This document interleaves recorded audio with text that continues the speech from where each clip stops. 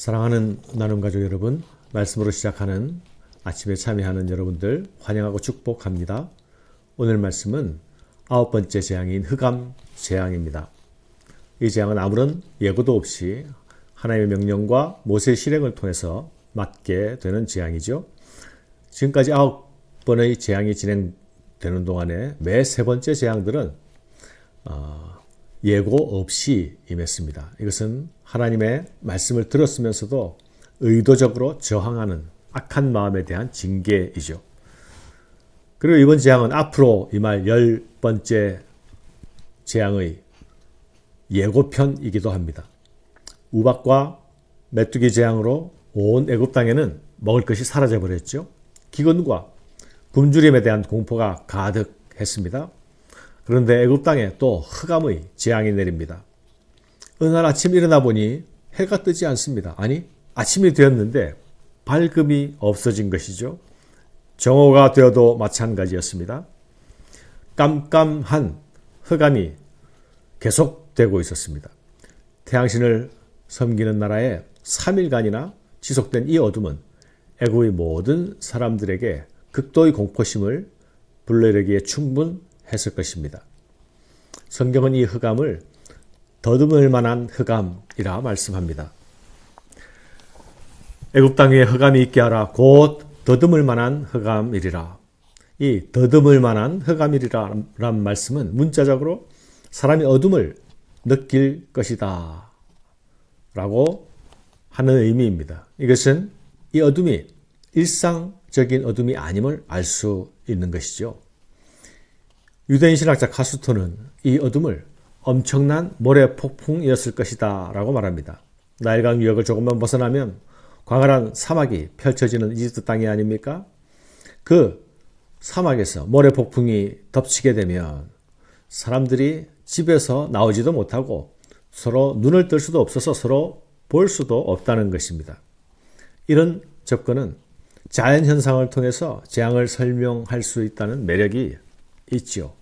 하지만 하나님께서 행하신 재앙은 초자연적 재앙이라는 점을 간과하는 약점이 있습니다. 이 재앙이 온 이집트에 임했지만 하나님은 이스라엘 백성이 거주하는 고센 땅은 예외로 하셨습니다. 그곳에는 빛이 있었죠. 카스토와 같은 자연주의적 해석은 이런 부분을 제대로 설명해낼 수가 없습니다. 이집트는 많은 신들을 섬기는 다신교의 나라였죠. 그러나 그 중에서도 주신이 있었습니다. 그 주신이 태양신 라입니다. 바로는 자신을 그 태양신의 아들로 자처했죠. 하나님께서는 어둠의 재앙을 통해서 빛의 관장자가 태양신이 아니라 여호와 하나님이심을 천명하십니다. 그들이 믿고 받들던 신앙과 신들이 허상이 허구임을 고발하고 계시는 거죠. 또한 스스로 신의 아들임을 자처하는 바로의 초라함과 문항을 또한 고발하십니다. 바로는 그 앞에서 할 수 있는 것이 아무것도 없었습니다.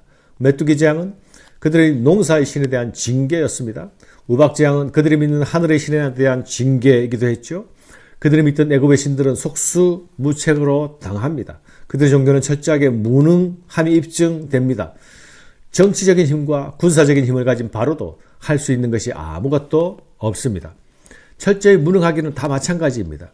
자연의 힘도 초자연의 힘도 하나님께 저항할 만한 것은 없습니다. 하나님은 모든 힘 위에 계신 지배자요 통치자이십니다. 하나님께서 이 땅에 존재하는 모든 것들과 모든 자연의 창조자이십니다. 혼돈과 어둠에서 빛을 불러내셨던 창조주 하나님께서 지금 그 빛을 잠시 거두어 가십니다. 그 잠시의 행동으로 바로는 애굽을 구원할 수 없음을, 애굽의 신들도 그들을 구원할 수 없음을 확인시켜 주십니다. 하나님이 빛을 거두시고 흑암을 내리시는 것은 이제 그들 가운데서 은혜를 거두어 가시겠다는 것입니다. 하나님께 끝까지 대적하는 자를 향해 은혜를 거두시겠다는 것입니다. 사랑하는 여러분, 하나님께서 이렇게 자신이 누구신지를 드러낼 때에 우리가 알아야 할 사실은 무엇입니까?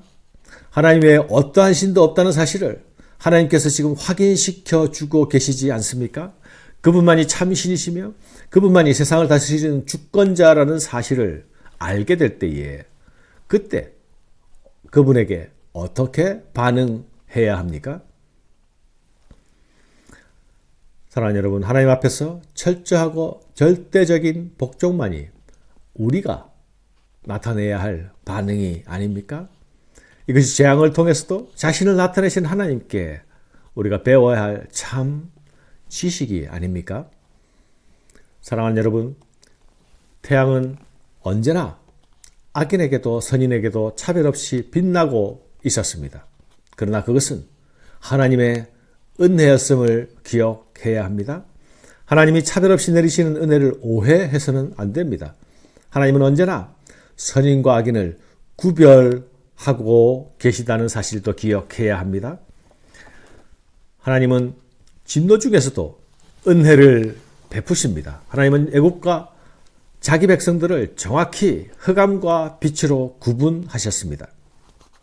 모세가 하늘을 향하여 손을 내밀매 캄캄한 흑암이 3일 동안 애굽 온 땅에 있어서 그동안은 사람들이 서로 볼 수 없으며 자기 처소에서 일어나는 자가 없으되 온 이스라엘 자손들이 거주하는 곳에서는 빛이 있었더라.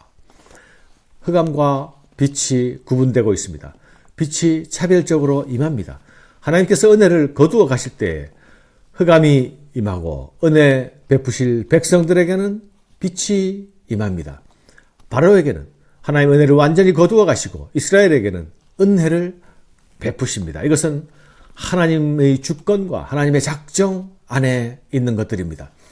하나님께서 창조의 질서를 거두어 가시는 곳은 무너지고 붕괴되고 망하게 될 것입니다. 그러나 하나님 은혜를 베푸시는 곳에서는 하나님의 새 창조의 역사가 나타나게 될 것입니다.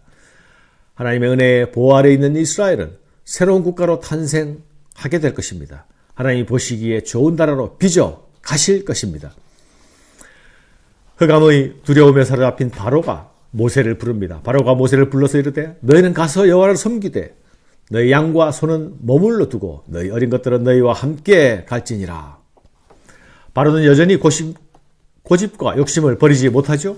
보내주기는 하겠는데 가축들은 남겨두고 사람만 가라고 합니다. 유목민족인 이스라엘에게 그들의 삶의 근간을 두고 가라는 것은 가지 말라는 것과 마찬가지죠. 애굽의 재앙으로 죽은 가축들 때문에 실제적으로 바로가 가축의 필요도 있었을 것입니다.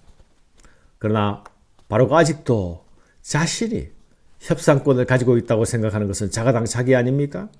바로는 지금 협상이 아니라 항복을 해야 옳은 것 아닙니까? 순종해야 하는 것 아닙니까? 모세는 바로의 요구를 거절하고 협상은 결렬됩니다. 여호와께서 바로의 마음을 완악하게 하셨으므로 그들 보내기를 기뻐하지 아니하고 바로가 모세에게 이르되 너는 나를 떠나가고 스스로 삼가 다시 내 얼굴을 보지 말라. 네가 내 얼굴을 보는 날에는 죽으리라.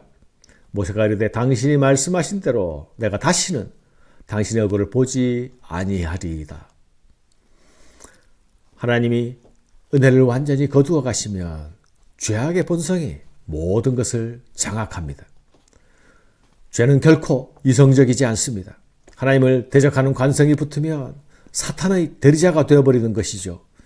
사탄은 멸망당할 때까지 끝까지 순종을 거부하다가 영원히 죽음에 이르는 존재가 아닙니까? 바로는 모세를 향해 다시 보는 날에는 죽게 될 것이니 몸조심해 라고 경고합니다.